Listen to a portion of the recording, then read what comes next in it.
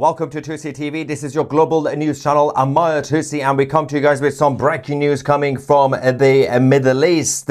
Things are kicking off as we speak in the Persian Gulf and the Gulf of Oman. The United States military are mobilizing their troops, and the Israeli Defense Forces are also prepared to join the war in Iran. Apologies for a slight delay. The whole system malfunctioned 1 minute before we were supposed to be coming live. Everything's fine now. Everything was reset and we can continue. All right, so some of you might have already heard over the last few hours we have had some weird issues in the Middle East. Earlier this afternoon, the IRGC announced that they have once again closed the Strait of Hormuz. Now, things have been relatively less stable than yesterday for the Islamic regime in Iran. The infighting is reaching a whole new level. Literally nobody knows who is actually in charge in Iran. But we're going to give you guys the latest on this. First, we're going to talk about the Strait of Hormuz and what's actually been going on. After the announcement earlier by the IRGC, the Central Military Command said that the Strait of Hormuz has returned to its previous state before the ceasefire and is under strict control of the IRGC and will remain so until the United States lifts its blockade. Now, we had already the IRGC blockade of Hormuz. Then we had the United States imposing a blockade on the blockade. And now we have the IRGC imposing a blockade on the blockade on the blockade. So you can see there's a couple of issues with this. Is because the Islamic Republic don't seem to have an actual strategy except for keep pushing and poking the bear.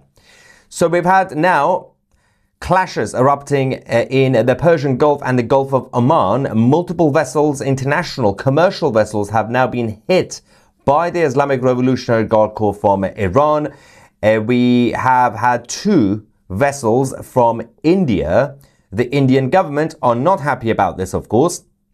The Indians claim that the Iranian side made a mistake because they actually had already given permission to one of the vessels to go through. They gave them clearance, but the IRGC were not listening. We have this audio communication from one of the Indian oil tankers, Sanmar Herald, that were pleading to the IRGC to stop firing and were saying, you literally gave us clearance. We were next in the line.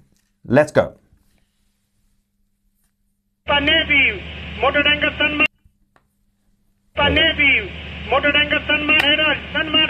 Sepa Navy, you gave me clearance to go.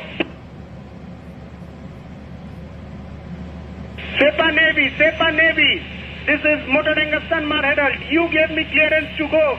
My name is second on your list. Now they're going to start firing. To go. You are firing now. Let me turn back. And now they started hitting the tanker.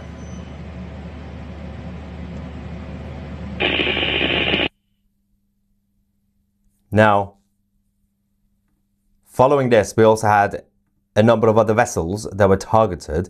It seems like because there's no actual central leadership right now in Iran, everybody's gone rogue.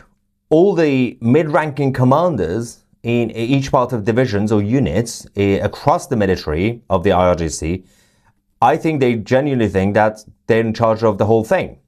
I was speaking to my dad, who's still stuck in Tehran, and he said that the way people are describing the situation in Iran is that whoever wakes up first in the regime, on that day, he will decide, I'm in charge now.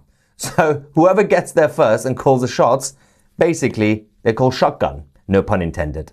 The IRGC and so-called Navy, the naval officers who are still alive without the naval assets, are now also publicly mocking their own foreign minister. The infighting is so bad that it is now in public. So as you guys know, there are different parts of the Islamic regime. Everybody's fighting each other. You got the government side, you got the IRGC military, you got the clerics, the ayatollahs, and you got random groups as well. But the IRGC Navy, they were sending a message to the world and to obviously the commercial vessels in the Strait of Hormuz, making fun of the foreign minister because Abbas Araghchi, the foreign minister, yesterday posted on X saying that, yes, we have agreed with the Americans, we're going to open the Strait of Hormuz. The rest of the IRGC said, shut the F up. You're not in charge.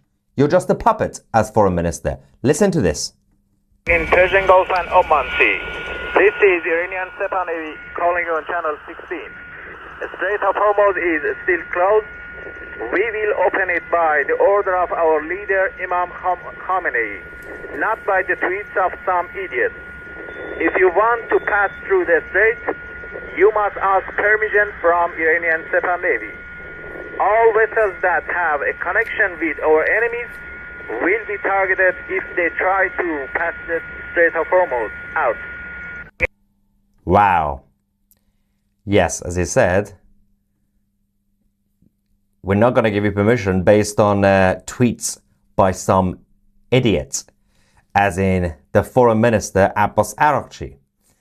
Now, we reported first on 2CTV yesterday that the infighting has gone so bad that the IRGC are now coming for Abbas Araghchi. Of course, the legacy media were denying those claims, and we have yet more evidence, and Abbas Araghchi has not been seen for a couple of days because they're not letting him talk anymore. Since yesterday, when he did that public post on X, obviously saying that we have decided to open the Strait of Hormuz, he has not done any other statements, no other posts, nothing. He's not allowed to say anything anymore. I'll be surprised if he's still alive at this point.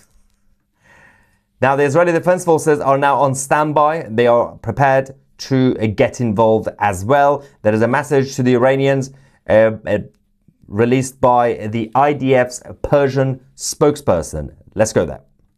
هنوز برای جنبندی نهایی این نبرد زود است. رئیس ستاد کل ارتش اسرائیل ایران را به عنوان صحنه اصلی آمادگی برای ما تعریف کرده است. لذا هواپیماهای نیروی هوایی در حالت آماده باش و مسلح می باشند و اهداف در سامانه‌های ما ثبت شدند تا در صورت نیاز فوراً حمله قدرتمند را آغاز کرده و به نبرد بازگردیم. ارتش اسرائیل به اقدام خود برای آینده ما به عنوان مردمی آزاد در این سرزمین ادامه خواهد داد. Yeah, in case you couldn't read the small subtitles, of course, they're saying that the Israeli Defense Forces are on standby, and of course everything is ready to go, and the goals for Israel has not changed, and that is to bring down the regime in Iran. Now, on that point, the United States military continue to mobilize their troops. So this ceasefire was not really a ceasefire for peaceful purposes.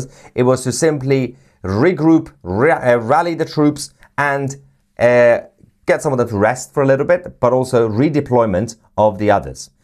The USS Gerald R. Ford is now in the theater of war. We now have the aircraft carrier that is now in the Red Sea operating. Over the last few days, everybody was waiting for this to arrive. They are now conducting operations in the Red Sea in support of the United States Central Command, or CENTCOM. Now, Thursday, about a couple of days ago, USS Gerald R. Ford hit 296 days at sea, which is a record for the longest deployment the aircraft carrier has had since the Cold War.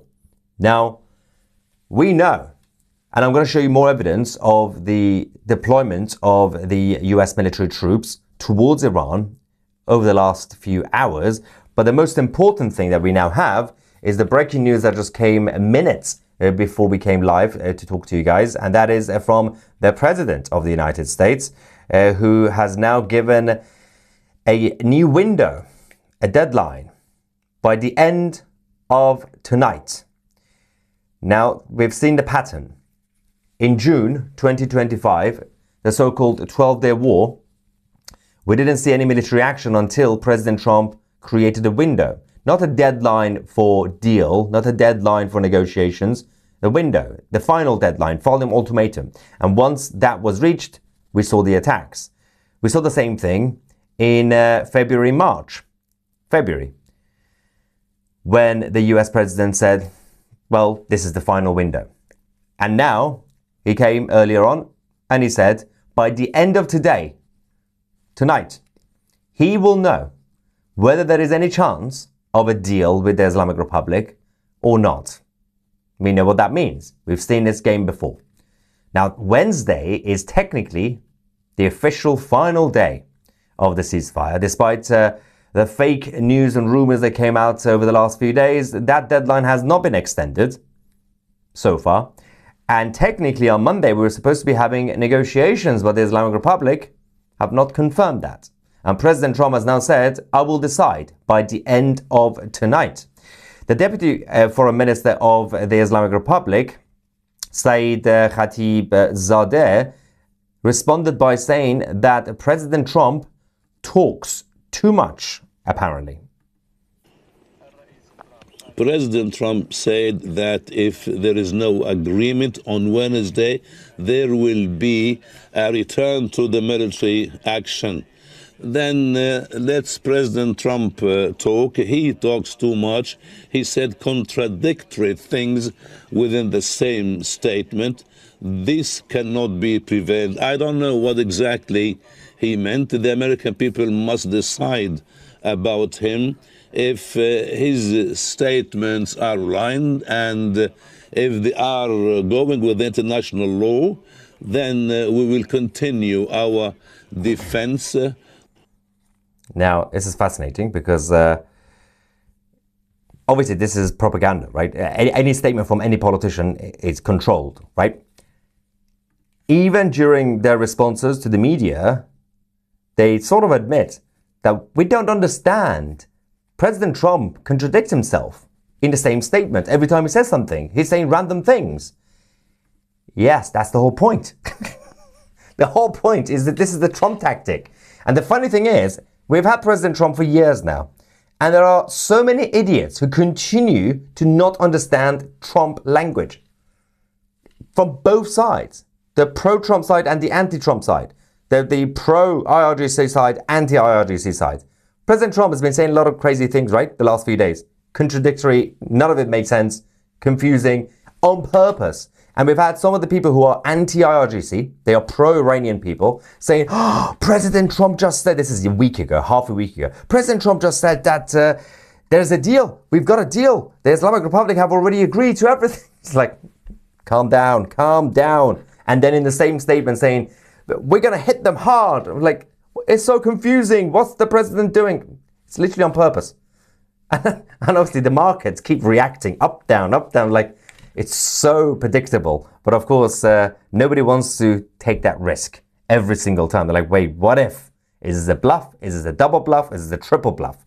That's why the latest that we now have from the Islamic Republic is that they have still not agreed to the next round of talks, which is supposed to be happening on Monday, by the way, in Pakistan. We got 2 days to go. They haven't actually confirmed that they will be attending. Now, they agreed that the talks should be happening on Monday, but I think one of the reasons that they haven't confirmed is because they don't know who to send. Nobody trusts anybody. It's not really just about their relationship with President Trump. It's not really about them not trusting the Americans. They don't even trust themselves. They don't trust each other. They don't know who's supposed to be representing the Islamic Republic. And at this point, they also fear that they might get taken out a little bit. Now, this is